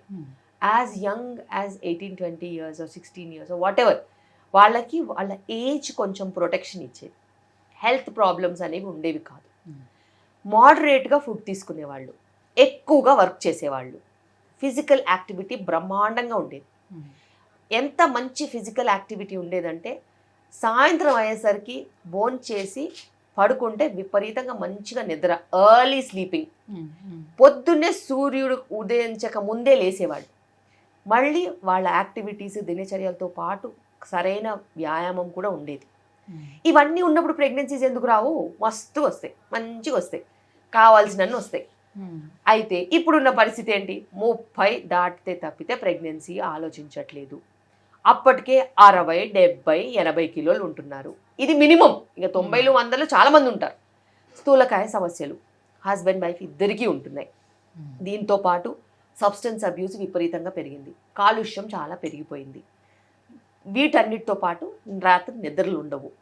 సో బాడీ అనేది నీ రిపేర్ ఫ్యాక్టర్ని చూసుకున్నట్టయితే హార్ట్కి శ్రద్ధ పెడుతుందా, లివర్కి శ్రద్ధ పెడుతుందా, కిడ్నీస్కి శ్రద్ధ పెడుతుందా, బ్రెయిన్కి శ్రద్ధ పెడుతుందా, ఇవన్నీ పక్కన పడేసి రీప్రొడక్షన్కి సంధిస్తుందా? ఇవ్వదు. So reproduction is the last. Body అంతా మంచిగా ఉంటే ఫస్ట్ వచ్చేది ప్రెగ్నెన్సీ. సో రీప్రొడక్షన్కి మనము మంచి దారి ఇవ్వాలి అంటే నువ్వు ఆరోగ్యంగా ఉండాలి. నువ్వు ఆరోగ్యమే లేకపోతే రీప్రొడక్షన్ ఎక్కడి నుంచి వస్తుంది? దానికి అసలు స్కోపే ఇవ్వదు బాడీ. అండ్ బాడీ నీకు షుగర్ ఉండి, బీపీ ఉండి, స్థూలకాయ సమస్యలు ఉండి, స్ట్రెస్ ఉండి హైరాణ పడిపోతూ ఉంటే అదొక భయము, ఆందోళనతో ఉన్న పరిస్థితిలో నీకు రిప్రొడక్టివ్ హార్మోన్స్ ఎట్లా వస్తాయి? మంచిగా కార్టిజాల్ వస్తుంది, స్ట్రెస్ హార్మోన్ దండిగా వస్తుంది చాలా. కార్టిజాల్ వచ్చినప్పుడు ఇంకా వెయిట్ గెయిన్, ఇంకా షుగర్ అన్కంట్రోల్డ్ అయిపోతుంది, ఇంకా నిద్రలేమి సమస్యలు పెరిగిపోతాయి. సో ఏ హార్మోను ఎవరికి ఏ టైంలో వస్తే ఆ రిజల్ట్స్ వస్తాయి. ఇప్పుడున్న లైఫ్ స్టైల్లో చాలామందికి స్ట్రెస్ ఎక్కువగా ఉంది. వాళ్ళకి కార్టిజాల్ వచ్చి అస్తవ్యస్తంగా అయిపోతున్నాయి హార్మోన్స్. హార్మోనల్ ఇంబ్యాలెన్సెస్తో irregular periods, sperm quality issues, ఇట్లా ఎన్నో రకాల సమస్యలు వస్తున్నాయి. అన్నిటికంటే ఇప్పుడు ఎక్కువగా నంబర్స్ మేము చూసే థైరాయిడ్ ప్రాబ్లమ్స్ చాలా పెరిగిపోయాయి బికాస్ ఆఫ్ ఓవర్ వెయిట్. మరి అంత ఓవర్ వెయిట్ సమస్యని చాలా క్యాజువల్గా తీసుకుంటున్నారు. ఒకప్పుడు నా ఓపీకి 10-15 ఇయర్స్ బ్యాక్, ఎప్పుడో కాదు 10-15 ఇయర్స్ బ్యాక్, ఓపీడీలో ఒక 100 మెంబర్స్ నేను ఓపీడీ చూశాను అనుకో, ఒక 2-3 4 ఉమెన్ కొంచెం వెయిట్ ఎక్కువ ఉన్న వాళ్ళు వచ్చేవాళ్ళు, మిగతా వాళ్ళందరూ నార్మల్ బిలో నార్మలే వచ్చేవాళ్ళు. ఇప్పుడు వారానికి 2-3-4 నార్మల్ వెయిట్ ఉన్న వాళ్ళు వస్తున్నారు, మిగతా వాళ్ళందరూ ఓవర్ వెయిటే. వాళ్ళు ఏమనుకుంటున్నారంటే, చాలా సింపుల్గా చెప్తారు, చుట్టుపక్కల అందరూ 60 kgsతో తిరుగుతున్నారు అనుకో, వాళ్ళు కూడా నార్మల్ అనుకుంటున్నారు. కానీ అది నార్మల్ కాదు. 60 ఈజ్ నాట్ నార్మల్. మన Indian BMIs for women are lesser. మనమంతా 40 kgsలో ప్రెగ్నెంట్ అయ్యి 45-50 kgsకి డెలివరీ అయిపోయి సెకండ్ ప్రెగ్నెన్సీ కూడా అదే రేంజ్లో ఉన్నవాళ్ళం. ఇప్పుడు సడన్గా 60-70 నార్మల్ అని అంటే ఎట్లా కుదురుతుంది? అదే బాడీ, అదే థైరాయిడ్ గ్లాండ్, ఏజ్ ఎక్కువ, మళ్ళీ రిక్వైర్మెంట్ కూడా ఎక్కువ ఉంటుంది. సో థైరాయిడ్ సమస్యలు చాలా ఎక్కువ పెరిగిపోయాయి. గవర్నమెంట్ ఆఫ్ ఇండియా ఎంత కష్టపడి అయోడిన్ డెఫిషియన్సీ అనుకుని, అది అనుకుని, ఇది అనుకుని, అయోడిన్ సప్లిమెంటేషన్ చేసి చేసి కరెక్షన్ అనుకుంది థైరాయిడ్కి. కానీ ఇప్పుడు ఒబెసిటీ కూడా చాలా ఎక్కువగా ఒక మహమ్మారిలా తయారై. పెళ్ళప్పుడు నేను బాగానే ఉన్నాను, పిల్లలు పుట్టకముందు నేను బాగానే ఉన్నాను, పిల్లలు పుట్టిన తర్వాత ఇంకేముంటుంది, ఇట్లానే లావు అవుతాం, పిల్లలు పుట్టారు కదా అందుకే నేను లావుగా అయ్యాను అని చెప్తూ ఉంటారు. అసలు దానికి దీనికి ఏం సంబంధం ఉంటుంది? అసలు ఏ సంబంధం ఉండదు. బాగా తినేసి లావు అవడం తప్పితే వేరే ఏం లేదు. సో ప్రెగ్నెన్సీస్లో పాతకాలంలో అన్ని పనులు చేసుకునేవాళ్ళు, వాళ్ళకి ఆ ఫ్రీడమ్ ఉండేది, వాళ్ళ పనులన్నీ వాళ్ళు చేసుకునేవాళ్ళు. డెలివరీ అయిన తర్వాత కూడా ఎక్స్క్లూజివ్ బ్రెస్ట్ ఫీడింగ్ ఇచ్చేవాళ్ళు, ఓవర్గా ఫుడ్ ఉండేది కాదు, ఇంటి పని అంతా ఉండేది. వాళ్ళు నార్మల్ వెయిట్కి సులువుగా వచ్చేసేవాళ్ళు. 1-2 ఇయర్స్ బ్రెస్ట్ ఫీడింగ్ ఇచ్చి సులువుగా వచ్చేవాళ్ళు. ఇప్పుడు చూడండి, ఆల్రెడీ ఓవర్ వెయిట్తో ప్రెగ్నెంట్ అవుతున్నారు. ప్రెగ్నెన్సీలో చాలా వర్క్ తగ్గించేస్తారు. మదర్ ఇన్‌లా అసలు వర్కే చేయనివ్వరు. దానికి తోడు ఓవర్గా ఫుడ్ పెట్టేస్తారు. ప్రేమ అనుకుంటారు, అది ప్రేమ కాదు, పైశాచికతో. దాంతో చాలా రకాల ప్రాబ్లమ్స్ వస్తున్నాయి. షుగర్ ఉందమ్మా అని అంటే జ్యూస్ తాగొచ్చా అంటారు. దానికి అసలు ఏమైనా లింక్ ఉందా? అసలు విపరీతంగా అడుగుతారు. బేబీ పెంచితే బేబీ 10 ఏళ్ళకే డయాబెటిక్ అవుతుంది. అలాంటి బేబీస్నే పెంచుతున్నారు వీళ్ళు. సో డెలివరీ అయిన తర్వాత కూడా బ్రెస్ట్ ఫీడింగ్ ఎవరైనా ఇస్తున్నారా? అదొక భారం కింద ఫీల్ అవుతున్నారు. ఎందుకంటే వాళ్ళకి ఆ కంఫర్ట్ లేదు. వాళ్ళు ఇవ్వాలనుకున్నా కూడా ఇంట్లో వాళ్ళందరూ బేబీని ఎత్తుకు తిరుగుతారు. సో ఈమెకి ఆ స్కిన్ టు స్కిన్ కాంటాక్ట్ ఏది, ప్రైవసీ టైం ఏది? మదర్ అటు సోషల్ మీడియాకి టైం ఇవ్వాలి, అటు వర్క్ ఏమన్నా ఉంటే చూసుకోవాలి, అటు బేబీని చూసుకోవాలంటే టైం అంతా స్ప్లిట్ అయిపోవట్లా. సో దాంతోపాటు కొంచెం బ్రెస్ట్ ఫీడింగ్ మీద అవేర్నెస్ ఎంత పెంచినా కూడా బ్రెస్ట్ ఫీడింగ్ అనేది స్లోగా తగ్గిపోయింది. ఇంతకుముందు 2 సంవత్సరాలు 2.5 సంవత్సరాలు కూడా బ్రెస్ట్ ఫీడింగ్ ఇచ్చేవాళ్ళు. ఇప్పుడు అది 6 months వరకు ఎక్స్క్లూజివ్ బ్రెస్ట్ ఫీడింగ్ తీసుకెళ్లాలంటే కూడా చాలాసార్లు కష్టమవుతుంది. సో ఆ కష్టానికి కూడా వీళ్ళు తెలుసుకోకుండానే వీళ్ళకి అది ప్రాబ్లం అని తెలియకుండానే వాళ్ళు అలా అయిపోతున్నారు, ఇవ్వలేకపోతున్నారు. Because it's a consistent responsibility. అంత కన్సిస్టెంట్గా ఏ రెస్పాన్సిబిలిటీ వాళ్ళు తీసుకున్నది లేదు. అండ్ చైల్డ్ని కూడా చాలాసార్లు ఇమోషనల్గా డిప్రెస్ అయిపోయి, ఇదేనా నా పని, నేను ఇంక దీనికైనా పనికి వస్తాను, అలా కూడా అనుకునే వాళ్ళు ఉంటారు. అంటే ఇప్పుడు వర్కింగ్ ఉమెన్ ఉన్నారు అని అంటే వాళ్ళు ఒక 3 months, పిల్లలు పుట్టిన 3 monthsకే వర్క్ స్టార్ట్ అయిపోవడం, వెళ్ళిపోవడం. 6 months వరకు మెటర్నిటీ లీవ్ ఉంటుంది. గవర్నమెంట్ ఆఫ్ ఇండియా ఆ ప్రొవిజన్ ఇచ్చింది. ఎందుకంటే 6 months మెటర్నిటీ లీవ్ ఇస్తే వీళ్ళు ఎక్స్క్లూజివ్గా బ్రెస్ట్ ఫీడింగ్ ఇస్తారని. కానీ మన వాళ్ళు ఏం చేస్తారు, అప్పుడప్పుడు 7th month 8th monthకి మెటర్నిటీ లీవ్ తీసేసుకోవడం వల్ల బేబీతో ఎక్కడ ఉంటుంది time. So that's the wrong step. ఎప్పుడైనా కానీ నువ్వు ప్రెగ్నెన్సీలో యాక్టివ్గా ఉండి ఆఫీస్కి వెళ్ళి ఇంటి పని చేసుకుంటూ ఇద్దరు హస్బెండ్ వైఫ్ ఫిట్నెస్ మెయింటైన్ చేసుకుంటే డెలివరీ అయిన తెల్లారి నుంచి నువ్వు మెటర్నిటీ లీవ్ తీసుకుంటే 6 months నువ్వు బేబీతో ఉండొచ్చు. ఆ 6 monthsలో నీకు లాక్టేషన్ మంచిగా ఎస్టాబ్లిష్ అయిపోతే, ఆ కిటుకు నీకు తెలిసిపోతే ఇంటి పని ఎలా చేసుకోవాలి, బేబీని ఎప్పుడు చూసుకోవాలి, బేబీకి ఫీడింగ్ ఎప్పుడు ఇవ్వాలి, నాకంటూ ఎప్పుడు టైం ఉంటుంది, నేను ఆఫీస్కి అంటే ఎలా మేనేజ్ చేయాలని అన్నీ ఆలోచించుకుని సవ్యంగా పెట్టుకుంటే అది కదా నెక్స్ట్ ప్లానింగ్. 6 months తర్వాత కూడా వాళ్ళకి ఈజీగా ఉంటుంది పాత. అంటే వాళ్ళు బలవంతంగా ఇప్పుడు ఈ ఫీడింగ్ అనేది ఆఫ్ చేయడం వల్ల ఏమైనా సమస్య వస్తుందో తల్లికి? అసలు ఆఫ్ చేయాల్సిన అవసరమే లేదు. ఎక్స్ప్రెస్డ్ బ్రెస్ట్ మిల్క్ అనేది చాలా చాలా సులువు. దానికి ఇంటెన్షన్ ఉండాలి. ఆఫీస్లో కూడా ఎవ్రీ 2-3 అవర్స్కి ఒకసారి బ్రెస్ట్ మిల్క్ ఎక్స్ప్రెస్ చేసి ఫ్రిడ్జ్లో పెట్టాలి. వచ్చేటప్పుడు ఫ్లాస్క్లో పెట్టేసుకొని తెచ్చేసుకోవాలి. సో ఇది అందరూ చేయాల్సిన ప్రక్రియ అండ్ ఇది కష్టం కాదు. దీనికి ఒక మంచి ఇంటెన్షన్ ఉండాలి. ఫోర్స్డ్గా మన బ్రెస్ట్ ఫీడింగ్ ఆపేస్తే వెయిట్ లాస్ అనేది ఆగిపోతుంది. ఫుడ్ అనేది అప్పటిదాకా ఎక్కువ తీసుకుంటాం కదా, ఫుడ్ ఆపరు చాలామంది. సో దాంతో వెయిట్ గెయిన్ అనేది మళ్ళీ స్టార్ట్ అవుతుంది. రైట్. సో డెలివరీస్ విషయానికి వచ్చేటప్పుడు సో నార్మల్ డెలివరీ అవ్వడమే చాలా మంచిది అనేది ఉన్నటువంటి ప్రచారం. అయితే ఇప్పుడు ఏమంటున్నారంటే అంటే 2 వాదనలు వినిపిస్తున్నాయి. నార్మల్ డెలివరీ కూడా ఇబ్బందే కలుగజేస్తుంది లేడీస్కి. నార్మల్ డెలివరీ చేసేటప్పుడు పెల్విక్ మజిల్స్ అన్నీ లూజ్ అయిపోతూ ఉంటాయి. సో వాళ్ళకు కూడా బ్యాక్ పెయిన్ వస్తూ ఉంటుంది, వెజైనా లూజ్ అయిపోతుంది, తర్వాత సెక్షువల్ లైఫ్ అంతా కూడా ఇబ్బందిగా అనిపిస్తుంది. కాబట్టి సిజేరియన్కి వెళ్ళిపోదామని అనుకుంటున్నారు. ఇది ఎంతవరకు వాస్తవం అంటారు? వీళ్ళు కొత్త కాన్సెప్ట్ కనుక్కున్నారు. అనాది కాలంలో నుంచి కొన్ని వేల కోట్ల సంవత్సరాల నుంచి నార్మల్ డెలివరీసే అయినాయి. సర్జరీస్ ఎప్పటి నుంచి అవుతున్నాయి? కొన్ని సంవత్సరాల నుంచి అవుతున్నాయి. అవి ఎందుకు అవుతున్నాయి? మదర్కి ఏదైనా లైఫ్ థ్రెటనింగ్ ప్రాబ్లం ఉంటే, బేబీకి ఏదైనా లైఫ్ థ్రెటనింగ్ ప్రాబ్లం ఉంటే చేయాల్సిన ప్రొసీజర్ని ఇంత క్యాజువల్గా అడాప్ట్ చేసేసుకుంటారని నేను కూడా ఎప్పుడు అనుకోలేదు. లాస్ట్ 5 ఏళ్ల నుంచే ఈ పిచ్చి బాగా ముదిరిపోయింది. ఇది పిచ్చే తప్పితే వాస్తవత్వం లేదు. ఎందుకంటే పాతకాలంలో కూడా 10 మంది పిల్లల్ని కన్నారు. ఎలా కన్నారమ్మా? అంత లూజ్ అయిపోయి, అంత వేస్ట్ అయిపోయి, అంత పనికి రాకుండా అయిపోతే 10 మందిని ఎలా కంటారు చెప్పండి? ఉమెన్ సెక్షువలీ అట్రాక్టివ్గా ఉండి మంచిగా ఉంటేనే కదా 10th చైల్డ్ అనేది వస్తుంది. లేకపోతే చెట్టుకు పుట్టుకు పుడతారా ఏంటి? ఏ వరాలు ఎవరు ఇవ్వరు. హస్బెండ్తో కాపురం చేస్తేనే ప్రెగ్నెన్సీస్ వస్తాయి. అలాంటప్పుడు అది ఎంత పెద్ద అపోహ. దాన్ని ఎలా వీళ్ళు అనవసరంగా లిఫ్ట్ చేస్తున్నారు? It's a wrong concept. It's a wrong concept. Actually when you deliver normally నీకు బాడీకి ఇంకా ఈజ్ ఆఫ్ రికవరీ ఉంటుంది. అండ్ ఈజ్ ఆఫ్ రికవరీతో పాటు నువ్వు చేసుకోవాల్సిన మినిమల్ ఎక్సర్సైజెస్ చేసుకుని జాగ్రత్తగా ఉండి మంచి వైటమిన్స్ తీసుకొని, ఇప్పుడు ఏజ్ ఎక్కువ ఉంటున్నారు కాబట్టి, యంగ్గా ఉంటే నీకు ఆ పరిస్థితి కూడా ఏం లేదు. నీ ఏజే నిన్ను ప్రొటెక్ట్ చేస్తుంది. ఇప్పుడు హయ్యర్ ఏజెస్లో డెలివరీ అవుతున్నారు కాబట్టి నువ్వు తీసుకోవాల్సిన వ్యాయామం కానీ, ఎక్సర్సైజెస్ కానీ, డయట్ కానీ, మంచి వైటమిన్స్ కానీ తీసుకుంటే నీ రికవరీ కూడా బాగుంటుంది. You can also have multiple children and you can also have a very active sexual life. అసలు దేనికి భయపడాల్సిన అవసరం లేదు. అండ్ సమాజంలో అపోహలకి ఉన్నంత ప్రామినెన్స్ చిట్ చాట్కి, టాక్స్కి అండ్ గాసిప్కి ఉన్నంత ఇంట్రెస్ట్ దేనికి ఉండదు. ఈ గాసిప్ అనేది చాలా తప్పు. ఏదన్నా అవసరం ఉంటే మీరు బట్టల గురించో నగల గురించో మాట్లాడుకోవాలి, కానీ ఈ ఆడవాళ్ళు కూర్చొని సెక్షన్ల గురించి, నార్మల్ డెలివరీల గురించి, దాని రికవరీ గురించి చదువురాని వాళ్ళు మాట్లాడితే ఎంత బ్యాడ్గా ఉంటుంది. సో ప్రపంచం అంతా టాపిక్లు తక్కువైపోయినాయి సోది చెప్పుకోవడానికి. ఇలాంటి టాపిక్ల మీద సోది చెప్పి అందరినీ పక్కదారి పట్టిస్తున్నారు. వీళ్ళు ఎట్లాగో పక్కదారి పడతారు, వేరే వాళ్ళని కూడా పక్కదారి పట్టించాలని చూస్తున్నారు. కానీ అది నిజం కాదు. సో ఇప్పుడు నార్మల్ డెలివరీ చేసుకోవాలనుకునే వాళ్ళకు కూడా ఆ పెయిన్స్ ఎవరైతే తట్టుకోలేకపోతున్నారో, సో పెయిన్ రెడ్యూస్ చేయడానికి కోసం కూడా ఒక ఇంజెక్షన్ ఇస్తున్నారు అని అంటున్నారు.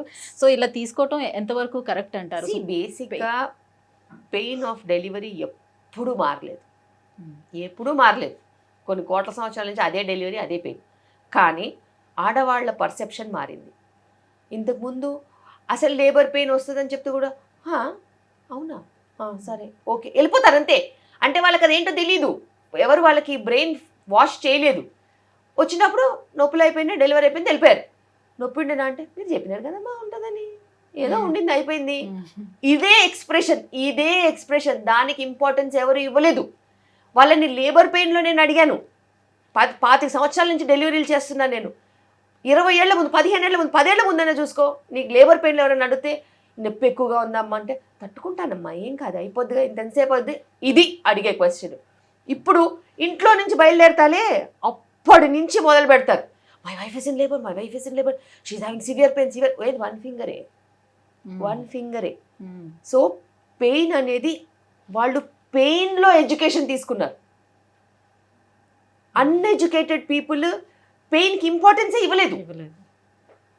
అంటే ముళ్ళు కూడా ఎప్పుడు గుచ్చుకోని అమ్మాయిలకి మేము డెలివరీలు చేస్తున్నాం ఇప్పుడు. ఆలోచించండి. సో అలాంటప్పుడు వాళ్ళకి అది ఎంత పెద్ద విషయమో, ఇది ఎంత చిన్న విషయం. అండ్ లేబర్లో టైం మేనేజ్మెంట్ ఇంపార్టెంట్.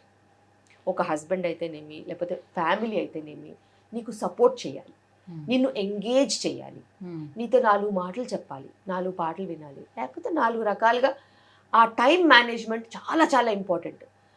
నీకు జైల్లో పెట్టేసి సంవత్సరము ఒక్క రోజు కూడా జైల్లో ఒక సంవత్సరంలాగా ఉంటుంది. సేమ్ అలాంటి బిహేవ్ చేస్తే నీకు పెయిన్ ఎక్కువనే అనిపిస్తుంది. కానీ ఒక్క రోజు మొత్తం నువ్వు కూర్చొని భజన చేయండి, అసలు టైం తెలుస్తుందా? ఓవర్ నైట్ చేస్తారు కదా భజనలు, రాత్రంతా చేస్తారు, ఎప్పుడు తెల్లారుతుందో తెలియదు. అవునా? So it is all about engaging time management. ఆ టైం మేనేజ్మెంట్కి సరైన సపోర్ట్ ఉంటే ప్రతి ఉమెన్ డెలివరీ అయ్యే ఛాన్స్ ఉంటుంది, నార్మల్ డెలివరీ అయ్యే ఛాన్స్ ఉంటుంది. అండ్ ఇంకా పెయిన్ మేనేజ్మెంట్కి అంటారా, చాలా చాలా చాలా ఒక స్ప్రెడ్డే ఉంది. పెయిన్ కిల్లర్స్ కాకుండా, నీకు ఎంటనాక్స్ అనే గ్యాస్ కాకుండా, ఎపిడ్యూరల్ కాకుండా, వాటర్ బర్దింగ్ కాకుండా, ఇట్లా ఎన్నెన్నెన్నెన్నో ఉన్నాయి. కానీ అవన్నీ ఆప్షన్ అనుకునే వాళ్ళకి వాటిల్లో కూడా పెయిన్ రిలీఫ్ ఉండదు. బికాస్ ఏదో అనుకుంటారు, ఏదో ఉంటుంది. సో ఎప్పుడైనా మన బాడీని మనం నమ్మాలి. మనం కొత్తగా ఏం సృష్టించట్లా, అది ఎప్పటి నుంచో నడుస్తుంది. నడుస్తున్న దాన్ని నడుస్తున్నట్టు నడిపించేస్తే డెలివరీ కూడా కళ్ళు మూసుకొని తెరుచుకునేలోపు అయిపోద్ది. కానీ అలా నడవనీయకుండా ఇదేంటి, అదేంటి, అదేంటి, దానికి ఏంటి, దీనికి ఏంటి, నేనెందుకు, నువ్వెందుకు, నువ్వు ఉండదెందుకు అని ఇలాంటి క్వశ్చన్లు వేస్తే మీ ట్రామానే ఎక్కువ అవుతుంది. సో ఇప్పుడు లేటెస్ట్గా ముహూర్తాలు చూసి కూడా మీరు సిజేరియన్ చేసి పిల్లల్ని అంటున్నారు కదా. అవును, చదువు ఉన్నవాళ్ళు, చదువు వచ్చిన వాళ్ళు, చదువు చెప్పేవాళ్ళు ఇలాంటి మూర్ఖత్వానికి లొంగితే ఇంకా మనం ఏం చేయలేము. అండ్ అన్నిటికంటే వింత ఏంటంటే పౌరోహిత్యం తెలిసిన వాళ్ళు కూడా కొంతమంది ఇలాంటి వాటికి ప్రోత్సహిస్తున్నారు. వాళ్ళకి పెట్టుడు ముహూర్తాలు అనేవి పనిచేయవనే సంగతి తెలుసు. ఈ జనాభా ఎవరైతే పోయి పెట్టించుకుంటారో వాళ్ళు జస్ట్ బకరా అవుతున్నారు అంతే, అందులో ఏమాత్రం నిజం లేదు. సో అమ్మాయిలు ఇంకా ఎక్కువగా ఎదుర్కొనే ప్రాబ్లమ్స్లో పీరియడ్స్ సమస్యలు. ఈ పీరియడ్స్లో కూడా చాలామంది చాలా ఎక్కువ పెయిన్ కూడా భరిస్తూ ఉంటారు, చాలా ఇబ్బంది పడుతూ ఉన్నటువంటి సమస్యలు చూస్తూ ఉంటాం. బేసిక్గా పీరియడ్స్ విషయానికి వచ్చేటప్పుడు ఇప్పటికీ కూడా స్టిల్ ఎవరికైనా విమెన్ పీరియడ్స్ వచ్చినప్పుడు మెన్కి తెలియకుండా ఉండాలి, అదొక పెద్ద ఒక తప్పులాగా చూడటం. అండ్ ఒక శానిటరీ ప్యాడ్స్ కూడా తీసుకోవడానికి వెళ్ళేటప్పుడు కూడా షాపు వాళ్ళు కూడా అట్లానే ఒక కవర్లోని దాన్ని ప్యాక్ చేసి ఇవ్వడం, బయటికి కనిపించకుండా ఉండేటట్టు చూడడం. సో ఇదంతా ఏంటి, అంత ఇంప్యూర్గా ఎందుకు చూడాలి ఈ పీరియడ్స్ని అనేది? It is not about purity and impurity, అది ఎప్పుడు కాదు. It is about your conservative thinking. Conservative thinking అనేది ఎవరికి వాళ్ళు ఇచ్చుకున్నది తప్పితే ప్రపంచం దాన్ని అలా చెయ్యాలని ఎప్పుడూ చెప్పలేదు. అండ్ కొంతమందికి అది ప్రైవసీ అనుకుంటారు, కొంతమందికి అవి మిస్ఫార్చ్యూన్ అనుకుంటారు, కొంతమంది దాన్ని దాచుకుంటారు, కొంతమంది దాన్ని ఓపెన్గా చెప్తారు, కమ్యూనికేట్ చేస్తారు. What ever said and done, that's only a personal approach తప్పితే అది మనము అందరికీ చెప్పలేము. And it's a natural phenomena. ఆ ఫినామినా వల్లనే పిల్లలు పుట్టున్నారు. మరి అలాంటంత బయోలాజికల్ ఫినామినాని తప్పు పట్టాల్సిన అవసరమే లేదు. దాంట్లో ఎడ్యుకేషన్ లేకపోతే నువ్వు ఎట్ట పుడతావు? చెట్టుకు పుట్టేస్తారా? పుట్టరు కదా. You have to get your self in to a womb of a mother which the lining sheds every month to make the pregnancy happen. And pregnancy లేకపోతే మళ్ళీ పీరియడ్ వచ్చేస్తుంది. సో ఇంత బయోలాజికలీ రెలవెంట్ ప్యూర్ సైంటిఫిక్ ఫినామినాన్ని ఎవ్వరు తప్పుపట్టడానికి లేదు. So periods అందరికీ, ఆడపిల్లలందరికీ periods గురించి తెలుసు అని అనుకుంటారు. బట్ పీరియడ్స్ ఏ రకంగా వస్తాయి? సో ఇప్పుడు ఎవ్రీ మంత్ ఎగ్ రిలీజ్ అయితేనే పీరియడ్స్ వస్తాయా? సో ఎలా వస్తుంది ఏంటి అసలు దాని గురించి చాలా మందికి తెలిసే అవకాశం ఉండదు. సో మెన్స్ట్రువల్ సైకిల్ అనేది ఒక యావరేజ్గా 21 days to 35 days వరకు ఒక యావరేజ్ మెన్స్ట్రువల్ సైకిల్ ఉంటుంది. ఈ యావరేజ్ మెన్స్ట్రువల్ సైకిల్ని 2 bits కింద మనం డివైడ్ చేయొచ్చు. First half estrogen cycle, second half estrogen progesterone combination ఉంటుంది. ఫస్ట్ హాఫ్లో ఎగ్ ఫామ్ అవుతుంది. ఒక చిన్న ఎగ్ ఓవరీలో నుంచి ఫామ్ అవుతూ అవుతూ అవుతూ అవుతూ ఒక 20 mm 22 mm సైజ్కి ఎగ్ వస్తుంది. ఓవరీలో ఏదో ఒక ఓవరీలో నుంచి ఒక ఎగ్ తయారవుతుంది. వెరీ రేర్లీ 2 eggs తయారవుతాయి, లేకపోతే 1 egg ఎవ్రీ మంత్ ఆల్టర్నేట్గా వస్తూ ఉంటుంది. ఒక ఓవరీలోంచి ఇంకొక ఓవరీలోంచి. ఆ ఎగ్ వచ్చినప్పుడు ఆ ఎగ్ ఈస్ట్రోజన్ని ప్రొడ్యూస్ చేస్తున్నప్పుడు ఆ ఈస్ట్రోజన్ అనేది ఆ యూట్రస్లో ఉన్న లైనింగ్ ఏదైతే ఉంటుందో ఆ లైనింగ్ని డెవలప్ చేస్తుంది. ఆ లైనింగ్ని అది డెవలప్ చేసినప్పుడు ఎగ్ రిలీజ్ అయిన తర్వాత అప్రాక్సిమేట్లీ మిడ్ సైకిల్ హాఫ్ టైంలో అది రిలీజ్ అవుతుంది. రిలీజ్ అయినప్పుడు ఒక 30 డే సైకిల్ అంటే 15-16 డే రిలీజ్ అవుతుంది. రిలీజ్ అయినప్పుడు ప్రొజెస్ట్రాన్ స్టార్ట్ అవుతుంది.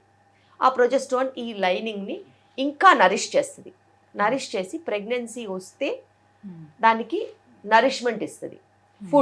ఫుడ్ ఫర్ ప్రెగ్నెన్సీ అనమాట. ఒకవేళ ప్రెగ్నెన్సీ రాకపోతే ఎగ్జాక్ట్గా 14-15 డేస్కి ఈస్ట్రోజన్ ప్రొజెస్ట్రాన్ రెండూ పడిపోయి పీరియడ్ వస్తుంది. అండ్ ఇవన్నీ కూడా మాస్టర్ హార్మోన్స్తో నడుస్తాయి.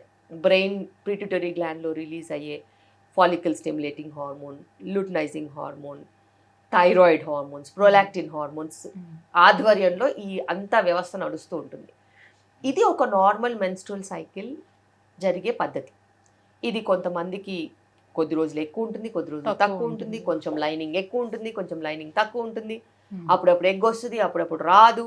ఇవన్నీ కూడా డిఫరెన్సెస్ ఉంటాయి. కానీ బేసిక్ మెకానిజం అయితే ఇదే.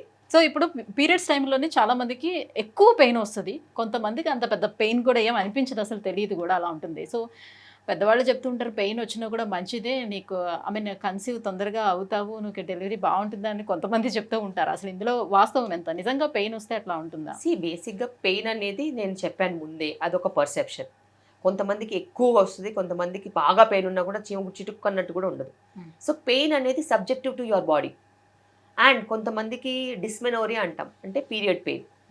ఆ డిస్మెనోరియా 2-3 రకాలుగా ఉంటుంది. స్పాస్మోడిక్ డిస్మెనోరియా, కంజెస్టివ్ డిస్మెనోరియా అని ఇట్లా 2-3 రకాలుగా ఉంటుంది.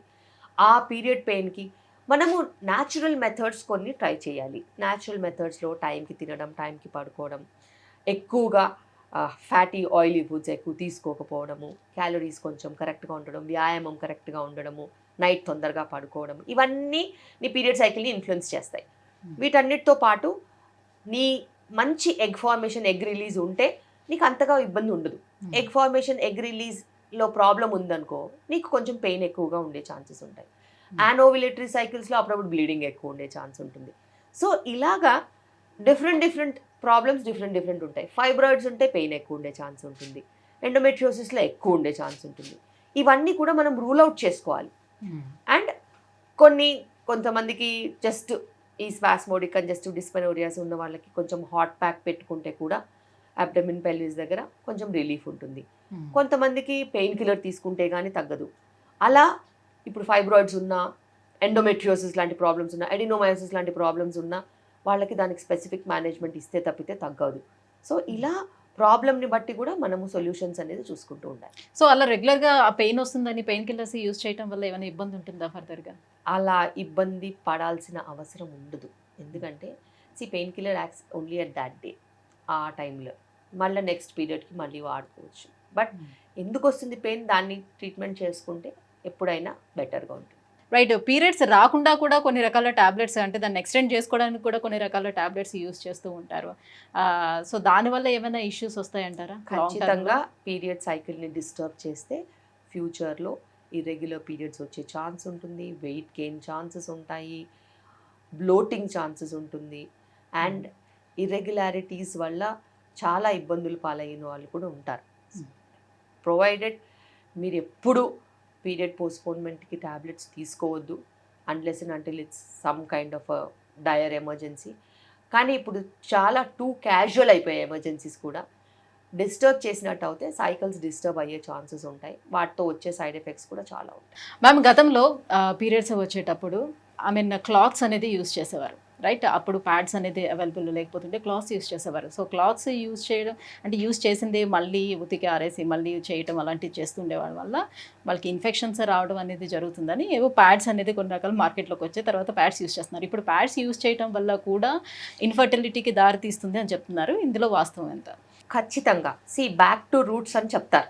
బ్యాక్ టు రూట్స్ అంటే ఏంటి? ఇంతకుముందు క్లాత్ వాడేవాళ్ళు, ఇప్పుడు మళ్ళీ పీరియడ్ ప్యాంటీస్ వచ్చాయి. బికాస్ పీరియడ్ ప్యాంటీస్ అనేవి safe, washable, eco friendly and good for environment, healthy for the one who is using it also. And that's one of the safest methods అని decide చేశారు. The only thing is కొంచెం ఫ్రీక్వెన్సీగా మార్చుకోవాలి అంతే. And wash చేసుకుని మళ్ళీ reuse చేసుకోవచ్చు. అవి యాంటీబ్యాక్టీరియల్ కోటింగ్తో కూడా వస్తాయి. ఇవి మళ్ళీ బ్యాక్ టు రూట్స్ కాన్సెప్ట్లో వచ్చాం. ఎందుకు వచ్చింది ఆ కాన్సెప్ట్? ఎందుకంటే చాలా రకాలుగా ప్లాస్టిక్స్, మైక్రో ప్లాస్టిక్స్ అనేవి ఈ ప్యాడ్స్ ద్వారా బాడీలో నుంచి లీచ్ అయ్యి వెజైనా ద్వారా వెళ్ళి ఓవేరియన్ క్యాన్సర్ కూడా కాజ్ చేస్తున్నాయి, ఇన్ఫర్టిలిటీ కూడా కాజ్ చేస్తున్నాయి, అలా రకరకాల ప్రాబ్లమ్స్ కూడా కాజ్ చేస్తున్నాయని నిర్ధారణ చేశారు. ఎంతవరకు వెళ్ళిందంటే ఈవెన్ ఫీటస్లో, ఫీటల్ ప్లాసెంటా ఉంటుంది కదా, ప్లాసెంటాలో కూడా మైక్రో ప్లాస్టిక్స్ బయటపడ్డాయి. అంటే మైక్రో ప్లాస్టిక్స్ ఎలా, ఎక్కడి నుంచి, ఏ రూపాన్ని నుంచి వెళ్తున్నాయో కూడా మనకు తెలియదు. అయితే ఈ శానిటరీ ప్యాడ్స్ ద్వారా కూడా మైక్రో ప్లాస్టిక్స్ లీచ్ అవుతున్నాయని సైంటిఫిక్ రీసెర్చ్ ద్వారా మనకి బయటపడింది. అదే కాకుండా ఈ మైక్రో ప్లాస్టిక్స్ ఏవైతే ఉంటాయో, ప్లాస్టిక్స్ ఏవైతే ఉంటాయో యూస్ చేసిన వాటిలలో అది ల్యాండ్ ఫిల్స్ కాజ్ చేస్తున్నాయి. ఎన్వైరన్మెంట్లో పెద్ద మొత్తాన కొన్ని వందల సంవత్సరాల వరకు కూడా బయోడిగ్రేడబుల్ కాదు. వాటి వలన మనకి పొల్యూషనే కాకుండా ల్యాండ్ ఫిల్స్ అవ్వడమే కాకుండా అవి నాన్ బయోడిగ్రేడబుల్ అని నిర్ధారణ చేశారు. సో అంత పెద్ద థ్రెట్ ఉంది ఇప్పుడు. అందుకే ఆల్టర్నేటివ్గా మనకి menstrual cups which are silicone and bio friendly వచ్చాయి. అండ్ బయోడిగ్రేడబుల్ శానిటరీ ప్యాడ్స్ వచ్చాయి. చాలా బ్రాండ్స్ ఉన్నాయి biodegradable sanitary pads. Bamboo stem నుంచి చేయడము, కొన్ని హస్క్ నుంచి చేయడము, అలా రకరకాలుగా బయోడిగ్రేడబుల్ ఒక 30 to 40 డేస్లో మొత్తం డిగ్రేడ్ అయిపోయేలాగా మనకి ప్రొడక్షన్ ఉంటుంది, డిస్ట్రిబ్యూషన్ కూడా ఉంది. విలేజ్ లెవెల్ నుంచి సిటీ లెవెల్ వరకు కూడా ఆ నెట్వర్క్ అనేది ఉంది.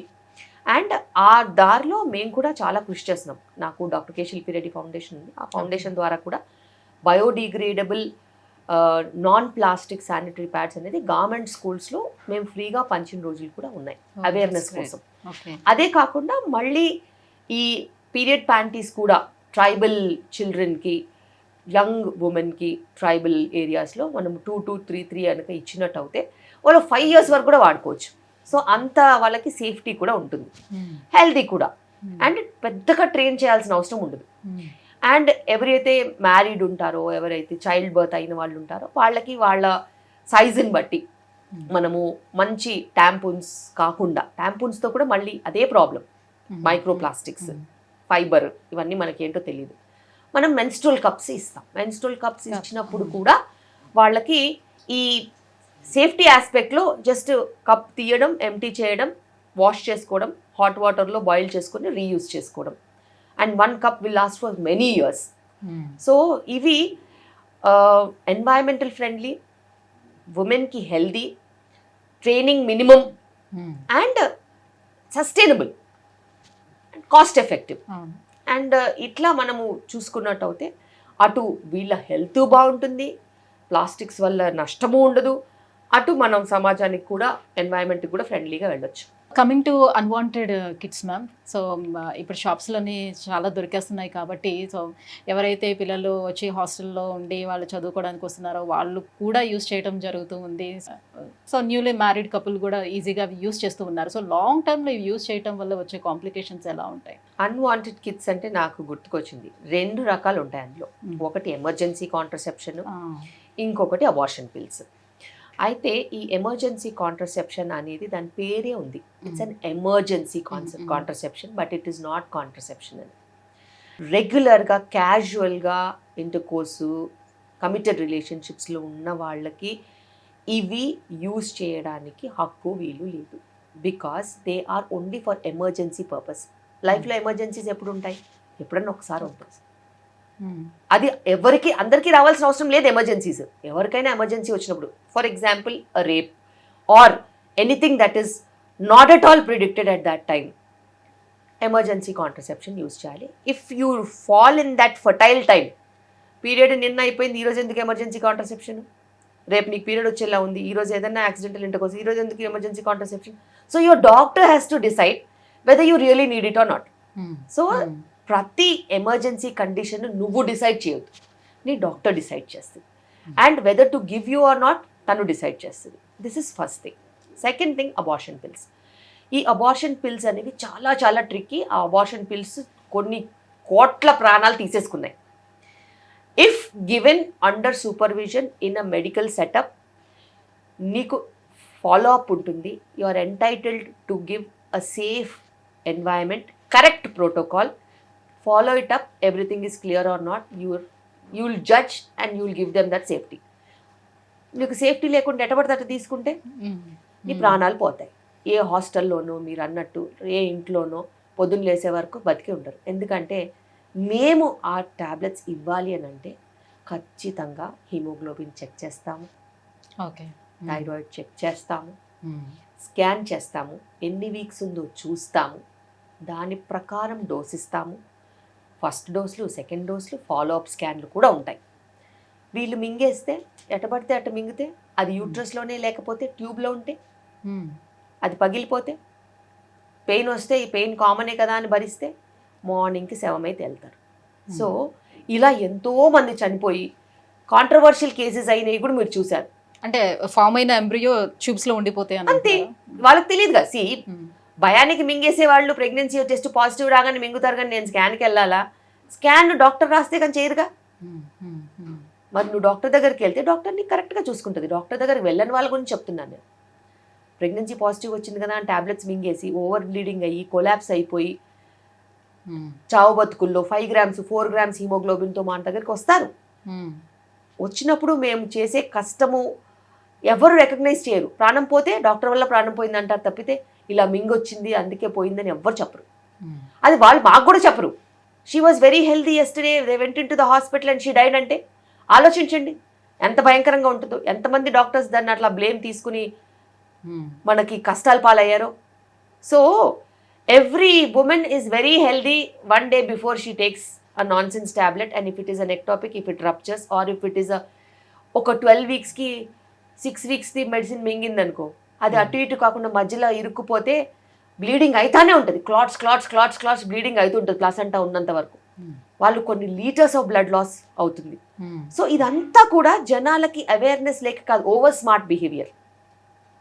మాకే తెలుసు, మాకు అన్నీ తెలుసు, మా పక్కింటి వాళ్ళు యూజ్ చేస్తారు, మా ఫ్రెండ్ యూజ్ చేసింది, she had never a problem. Every situation is different. ఒక మనిషికి ఇంకో మనిషికి పోలికే లేదు. నీ హిమోగ్లోబిన్ వేరు, నీ యూట్రస్ వేరు, నీ ట్యూబ్స్ వేరు, నీ సైజ్ ఆఫ్ ప్రెగ్నెన్సీ వేరు, నువ్వు కనుక్కున్నది వేరే టైంలో, నీకు ప్రోటోకాల్ వేరు ఉంటుంది. దీన్నే కదా మెడిసిన్ అంటారు. అందుకే కదా 10 ఏళ్ళు 15 ఏళ్ళు చదవాలి. లేకపోతే క్రాష్ కోర్స్ లాగా 4 రోజుల్లో కంప్లీట్ చేసేయచ్చుగా. దీనికి ఈ మెడికేషన్, దానికి ఆ మెడికేషన్, దీనికి ఈ మెడికేషన్, డెలివరీ ఇట్లా ఉంటుంది, సెక్షన్ ఇట్లా ఉంటుంది అని అయిపోద్ది. అలా ఉంటుందా చెప్పండి? అలా ఉండదు కదా. సో సిచ్యువేషన్స్ బట్టి మనకి మేనేజ్మెంట్స్ అనేవి నేర్చుకోవడానికి కొన్ని ఒక డికేడ్ పడుతుంది.